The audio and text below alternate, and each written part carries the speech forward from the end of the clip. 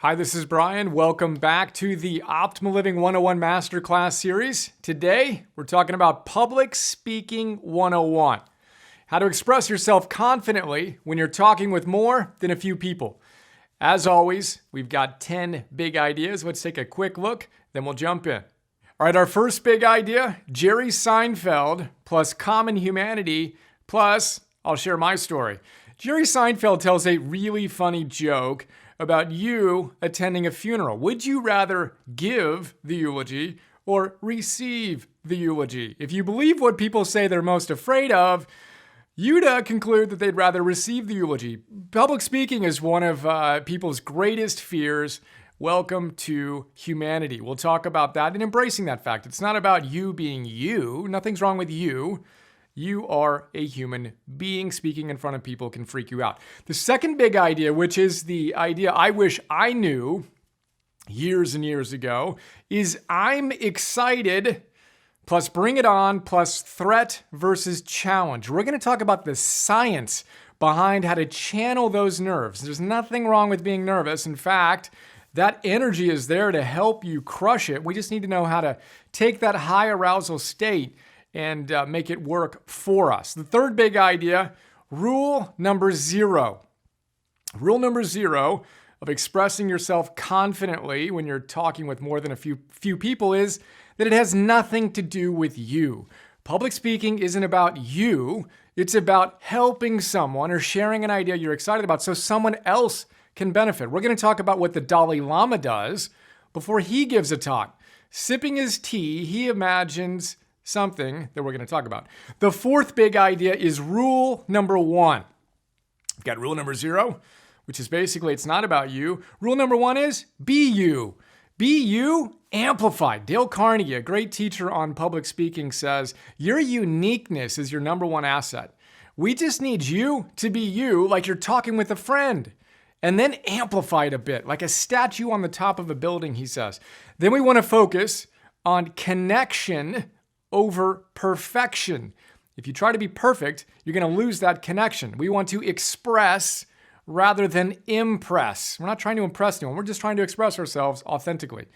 That is rule number 1. Be you amplified. The fifth big idea, practice, practice, practice, plus growth mindset, plus enthusiasm. You ask my 5.5-year-old son how you get good at anything, and he'll tell you immediately, practice. That's how you get good. Well, that's how you get good at speaking. You've got to do it.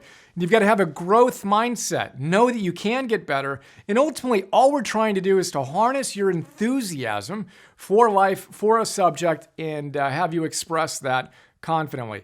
Our sixth big idea is to systematically organize and over-prepare. And then you need to schedule. You need to embrace that it's going to suck in the beginning. And then you need to ship. We're going to unpack that. You're going to have an idiosyncratic system, but I'm going to share my system.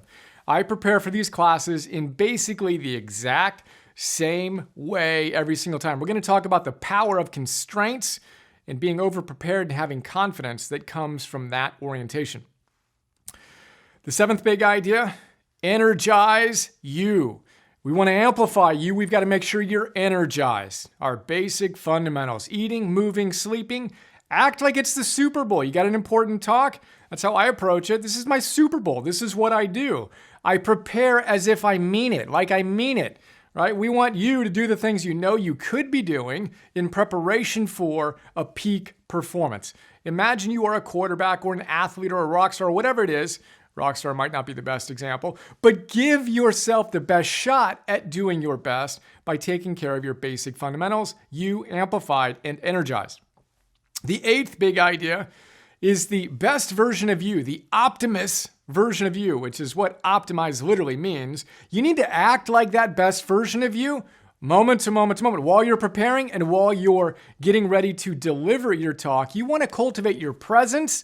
And we're going to talk about the science of cultivating your charisma. 3 aspects we've talked about in different contexts, super applicable here. We're also going to talk about something called your ideal performance state by a peak performance guy named Jim Lohr. He says you need to walk into the arena, whether you're Michael Jordan performing or a rock star performing or giving a talk, like a matador with that level of confidence. He calls that your ideal performance state.